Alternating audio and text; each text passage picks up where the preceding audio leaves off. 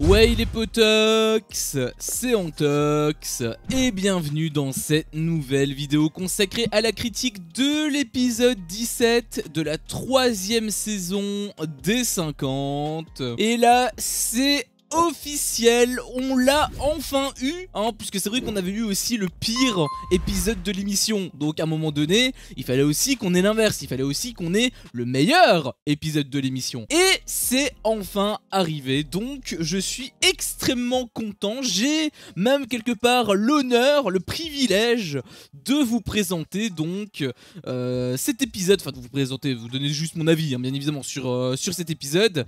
Excellent épisode, meilleur épisode de toute l'émission, vraiment grosse masterclass. Et il faut donner une énorme couronne à Carla, parce que c'est vraiment elle qui a absolument tout fait. Je sais pas hein, si je suis le seul à être dans cette situation là, n'hésite pas à me donner ton avis bien évidemment dans les commentaires, mais j'étais ultra content de ce qui s'est passé. J'ai un peu grincé des dents hein, par moment, je vais pas te mentir, j'y croyais zéro hein. Je vais être cache pistache avec toi, franchement j'y croyais pas du tout. Je vais te développer bien évidemment pourquoi plus tard, mais dans tous les cas il s'est passé une dinguerie. Et enfin l'émission peut commencer. À l'épisode 17 il était pas trop tôt, putain de merde à cornet de bœuf. J'ai envie de te dire que on en a eu pour notre argent, on en a eu en tout cas pour notre temps hein. Il a fallu attendre autant d'épisodes pour avoir enfin un bon truc. C'est vraiment pas ouf, enfin c'est vraiment pas ouf, si c'est très cool hein, mais bon, ils auraient pu accélérer un petit peu le temps hein, je pense, même sur cet épisode d'ailleurs hein, puisque bien évidemment cet épisode est essentiellement centré sur le jeu du gladiateur, jeu qui était plutôt intéressant mais on y reviendra un petit peu plus tard par la suite. Et avant de commencer sur ce jeu, bien sûr, on fait une petite partie de préparation qui était absolument inutile, qui était pas très intéressant. Il y a un truc quand même, il y a un passage, je vais te le dire maintenant bien sûr, mais il y a un passage, j'avoue que j'ai pas compris, c'est sorti vraiment de nulle part. Et c'est là où aussi j'ai réfléchi un peu à la situation et je me suis dit mais en fait il y a un gros problème. Enfin je sais pas si c'est W9 ou si c'est les stagiaires, mais il y a un souci de storytelling, parce que on t'a montré une séquence, hein, forcément c'était des séquences de préparation, donc on t'a montré plusieurs séquences, mais il y avait une séquence où tu voyais Eddie qui était en panique. Bien sûr, voilà, il peut être en panique parce que sa place n'est pas jouée, hein, bien évidemment, il peut être en danger, exactement comme Munya l'a été, donc c'est totalement logique. Sauf avec Munya déjà c'était un petit peu plus lié, dans le sens où Munya était un peu, enfin je pense en tout cas, c'est comme ça que le montage te l'a vendu, était un peu rattaché à Amine. Et donc forcément le fait que Amine revienne, bah, ça peut être une sorte de vengeance. Je sais pas si j'ai raison, mais le montage t'avait montré en fait que Munya n'avait pas voté pour Amine et que ça pourrait justement lui porter préjudice. Donc j'imagine qu'ils ont un lien tous les deux. Là en l'occurrence, est-ce que n'importe qui a un lien avec Eddie? Parce que honnêtement, Carla, elle a aucun lien avec Eddie. Enfin quand je dis lien, je veux dire des reproches qu'elle pourrait lui faire pour l'éliminer à sa place hein. Enfin pour prendre sa place je veux dire. Donc aucun lien avec Carla. Thibaut pareil, il n'a Dieu que pour Simon, donc aucun lien non plus avec Simon. Amine, est-ce qu'il a un lien avec Amine? Je sais pas, enfin le seul lien qu'il avait c'était Munya, et au final il l'a éliminé. Après l'autre alliance l'avait un peu mis à l'envers puisqu'il n'y a personne qui a voté pour lui à part Nicolas. Il a que Nicolas Lozinac quand même qui a voté pour lui, donc il aurait pu voter pour n'importe qui d'autre, notamment Kevin, puisqu'il me semble que c'était Kevin qui avait dit toi t'es dans notre alliance et on te sauve jusqu'au bout. Donc si j'avais été à la place d'Amine et que j'avais gagné le jeu, bah j'aurais éliminé Kevin. En tout cas j'aurais pas éliminé Eddie, donc aucun lien non plus avec Eddie. Et Clarisse, qui était donc la dernière, est-ce qu'elle a un autre lien, est-ce qu'elle a quelqu'un d'autre? Bah probablement plutôt Simon, c'était surtout centré sur Simon hein, les personnes qui voulaient éliminer.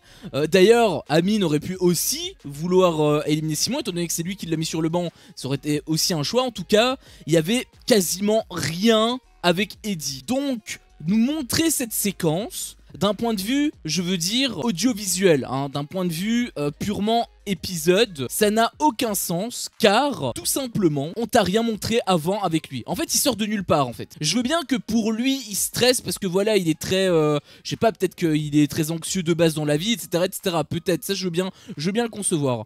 Mais pour nous spectateurs, c'est quoi l'intérêt de montrer Eddie? Il y a absolument aucun intérêt étant donné qu'on t'a rien montré de lui en fait depuis le début. Il sort de nulle part, c'est une séquence qu'on voit comme ça et ça n'a aucun lien avec le... Autant si c'était Simon, d'ailleurs on l'avait vu hein, à un moment donné, Simon qui était un peu en stress, etc. D'ailleurs il avait fait le malin quand il était rentré dans l'arène. Mais autant on t'aurait montré Simon, je veux bien, Cassandra aussi, d'ailleurs c'était ce qui s'était passé, on avait vu un peu tout le monde. Mais je veux dire, le fait de voir Eddie spécifiquement à ce moment précis qui soit à ce point stressé, bah ça te montre un peu le niveau de storytelling de la prod. Et en même temps, bah, j'ai envie de te dire, c'est à peu près le niveau qu'on a depuis le début, hein, globalement. Il y avait également Louane qui avait dit un truc qui moi m'avait beaucoup plu, puisque elle voulait vraiment que Carla revienne, et elle avait même confirmé en interview, même si il a des chances qu'elle m'élimine moi, parce que voilà elle l'a trahi hein, entre guillemets,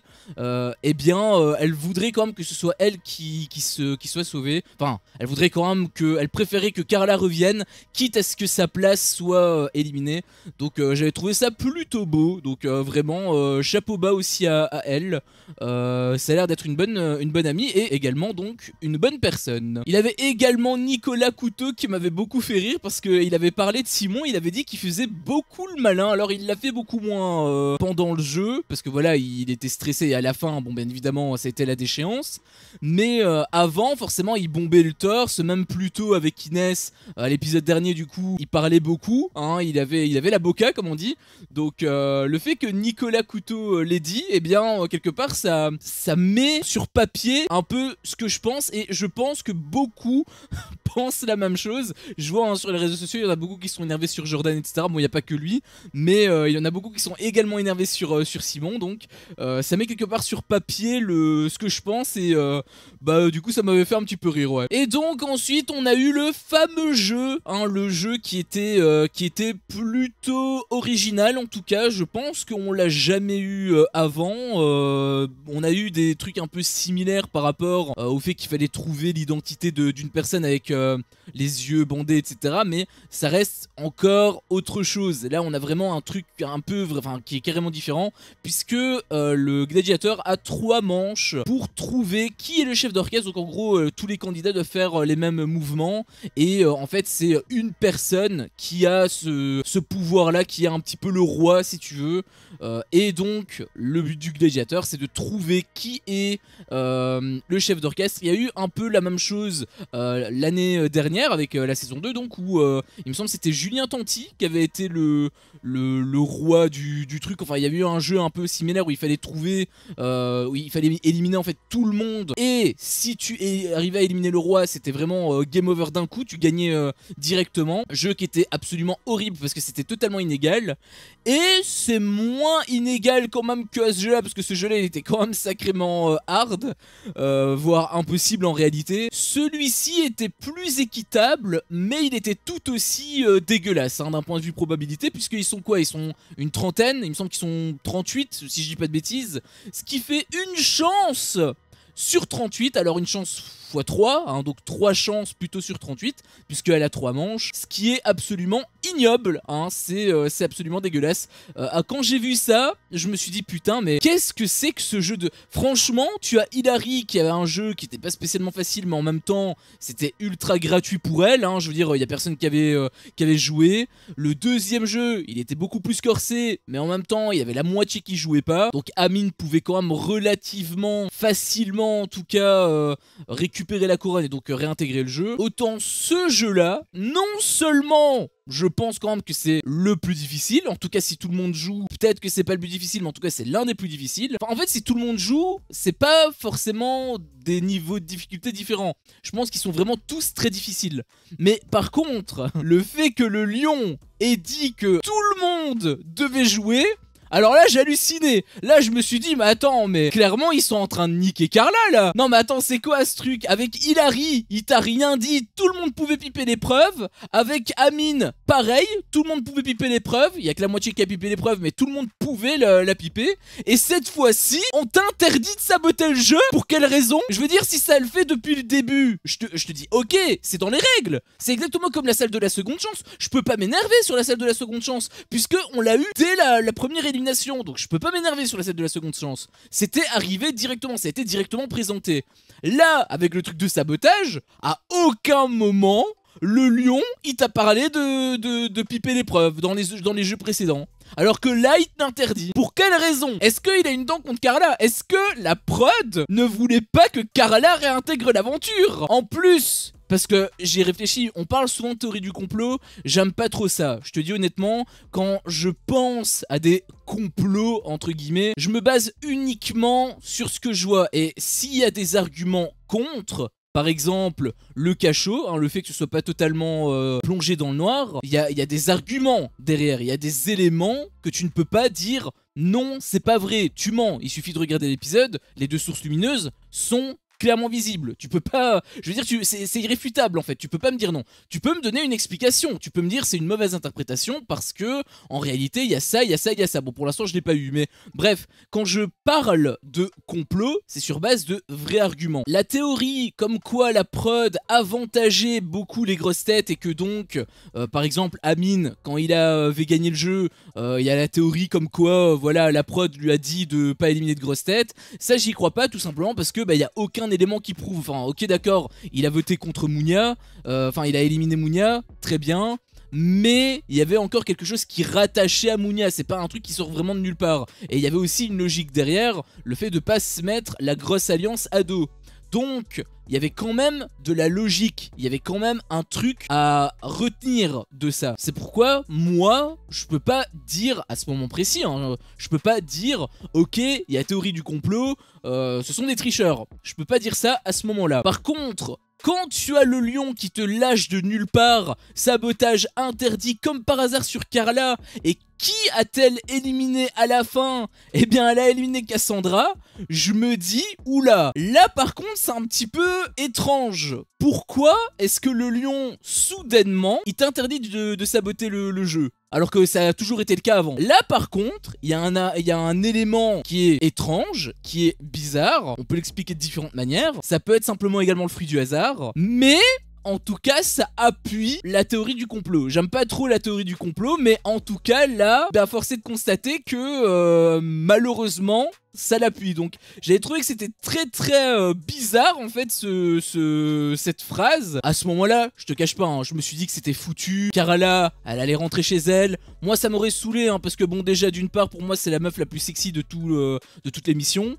Le fait qu'elle s'est fait un petit peu mettre à l'envers par Kevin Gage, sachant qu'il vit en plus sa best live avec Lisa Marie, moi ça me fait vraiment chier parce qu'en plus depuis on la voit plus. En fait, c'était l'une des meufs que je voulais le plus apprendre à connaître. C'est celle qui a, enfin c'est l'une de celles qui a le moins d'écran, au même titre que beaucoup d'autres. Hein. Inès, Thibaut, Mounia, même Amine en soi, il y avait aussi très peu de temps d'écran. C'est uniquement parce qu'il est passé Gladiator qu'on l'a vu. Mais voilà, il y en a beaucoup d'autres qu'on n'a pas vu. Elle, c'était l'une qui m'intéressait le plus. Si elle était éliminée, j'aurais été dégoûté parce que j'aurais pu même pas en fait apprendre à la connaître. Un petit peu comme Ludivine l'année dernière. Je sais pas si tu te souviens. Donc là, pour le coup, je partais ultra défaitiste. Je me suis dit en plus, une chance sur 38, c'est foutu. C'est impossible qu'elle arrive à trouver le truc.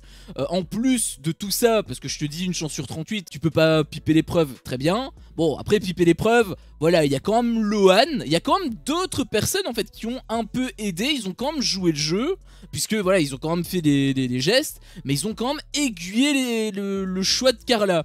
Par exemple, Lohan, elle arrêtait pas de fixer Jade, donc forcément un truc comme ça te met clairement la puce à l'oreille. D'ailleurs, il avait Kevin Gage à la fin, c'était sur la dernière manche. Il a excellemment bien joué parce que il a pris l'initiative. C'est lui qui a mené un petit peu la danse et ça a failli payer puisque Carla, finalement, elle avait douté justement entre deux personnes. C'était soit Jade, donc qui était vraiment la chef d'orchestre, donc elle a quand même réussi à la trouver. probablement qu'elle était quand même aidée par Lohan. Et donc Kevin qui a très bien joué le coup, puisque du coup il a réussi à semer le doute dans son esprit.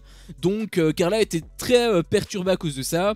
Et il y a eu donc la fameuse phrase, puisqu'elle devait prendre une décision, et Lohan a dit crois en toi. Forcément ça fait énormément écho au fait que son premier choix à la base c'était Jade, puisque la manche dernière déjà, la deuxième manche, elle hésitait entre soit Jade, soit Grace, et au final elle avait pris Grace. Donc elle hésitait déjà avec Jade, et c'est seulement parce que Kevin a très bien joué que puis ensuite il est venu dans les propositions, enfin dans ses choix. Et donc automatiquement Lohan en disant crois en toi, et bien évidemment elle pense par rapport à Jade, et c'est pour ça d'ailleurs qu'elle a donné Jade, puisque du coup elle a gagné le jeu, hein, ça t'es au courant je pense. Qu'est-ce que j'étais content quand j'ai vu ça, putain, elle a gagné le... Je sais pas si tu te rends compte de la dinguerie quand même, hein.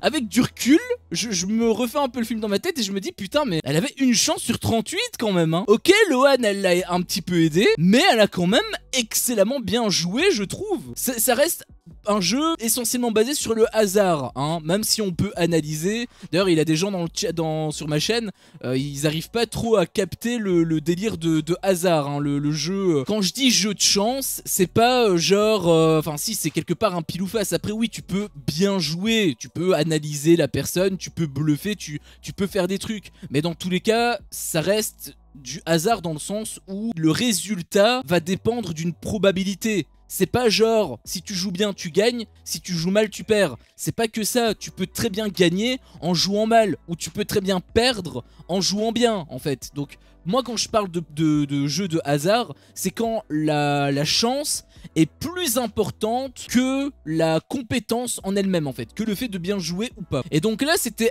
pas mal le cas, donc Carla quelque part elle a eu un peu de chance, beaucoup même grâce à Lohan entre autres bien évidemment, mais quand même il faut quand même le saluer je trouve, c'est qu'elle a quand même fait preuve de pas mal de jugeote, puisque elle analysait quand même les gens, elle regardait, elle voyait justement que y avait un problème de tempo avec Jade. Et elle a aussi hésité avec Grace, mais elle a trouvé quand même qu'il y avait un problème de tempo par rapport aux autres. Elle avait aussi vu ça avec Kevin, et Kevin pour le coup, c'est pas Lohan qui a mené ça. Au contraire c'est Kevin qui a très bien joué le coup. Et donc c'est pour te montrer qu'elle a quand même capté l'idée où il fallait simplement voir qui faisait les mouvements en premier. D'ailleurs je trouve que c'est extrêmement mal joué de la part des autres, parce que en soi tu as que Kevin qui s'est réveillé sur la troisième manche.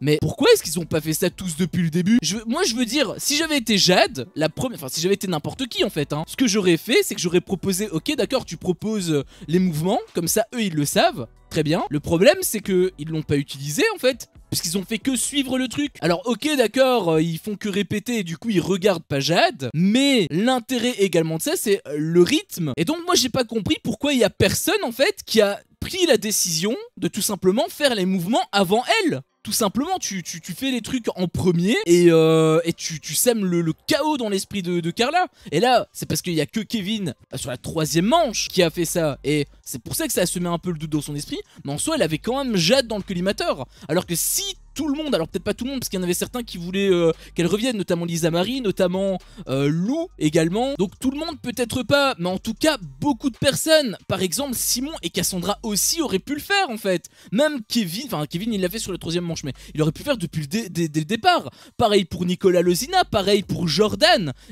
Moi j'ai pas compris pourquoi ils ont pas joué plus vite que Jade en fait. Pourquoi est-ce qu'ils ont attendu que Jade fasse les mouvements? Le principe, c'était justement d'aller plus vite qu'elle. Enfin, le principe, oui, c'était aussi de connaître la chorégraphie et de ne pas la regarder. Mais si tu connais la chorégraphie, tu peux également jouer plus vite. Et donc, tu embrouilles le gladiateur. Pour moi, vraiment, les joueurs, ils ont extrêmement mal joué. Il a que Carla, en fait, qui a réellement bien joué. Enfin, si Kevin a quand même bien joué, mais il s'est un peu réveillé trop tard pour moi, je trouve. Et donc, comme je te l'ai dit, c'est Carla qui remporte le jeu. Hein, donc, vraiment, elle a été très impressionnante, j'allais trouver. Avec Cassandra, d'ailleurs, hein, qui avait dit en interview, elle avait été un peu hautaine, j'avais trouvé avec Carla en disant ah oui c'est Carla la gladiatrice, je m'attendais pas, elle a pas l'air spécialement très forte physiquement, elle a pas l'air spécialement très intelligente. Pour moi Carla est tout aussi intelligente que Cassandra, hein. Cassandra je veux dire c'est pas Albert Einstein non plus, hein.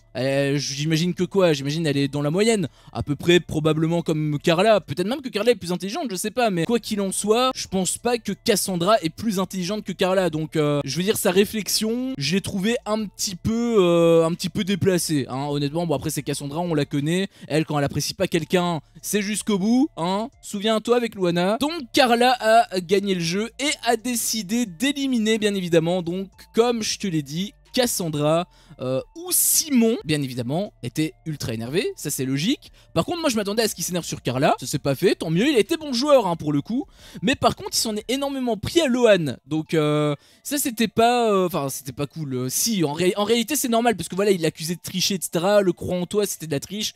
C'est vrai, mais par contre, réagir comme ça alors que lui-même il a fait pareil par rapport à Hilary notamment, je veux dire, c'est un peu le maroilles qui dit au camembert tu pues. C'est ça l'expression ou je sais plus. Mais t'as compris, c'est l'hôpital qui soude la charité, donc je veux dire, le fait qu'il ait réagi ainsi, ok, je peux comprendre parce qu'il est déçu, etc. Sauf qu'il avait quand même été très virulent envers Lohan, alors que, bah en soi, elle a simplement fait ce que lui il avait fait dès le premier jeu en fait. Donc ça change absolument rien par rapport à ça, je veux dire. Hormis le fait que le lion il avait dit que il fallait pas saboter l'épreuve. Bon, après ils ont pas saboté l'épreuve, il fallait jouer. L'idée c'était pas de ne pas fixer Jade, pardon, il a pas donné d'argument sur ça. Ok, Lohan elle a fait de l'anti-jeu, exactement au même titre que Simon, Nicolas Lozina, Alex avaient fait de l'anti-jeu pour le premier jeu par rapport donc au gladiateur, par rapport donc à Hilary. Il y avait aussi des personnes qui avaient pris la défense de Lohan, que là pour le coup ça m'avait beaucoup plu, notamment Lisa Marie, hein, comme quoi je sais qu'il y en a beaucoup qui l'apprécient pas, et bien comme quoi elle a quand même de bons côtés, je trouve. Moi j'ai rien contre elle, encore une fois. Je sais que voilà, moi ça me casse les couilles par rapport à Kevin Gage, mais j'ai pas de soucis envers Lisa Marie personnellement. Moi c'est surtout le fait qu'il y ait un couple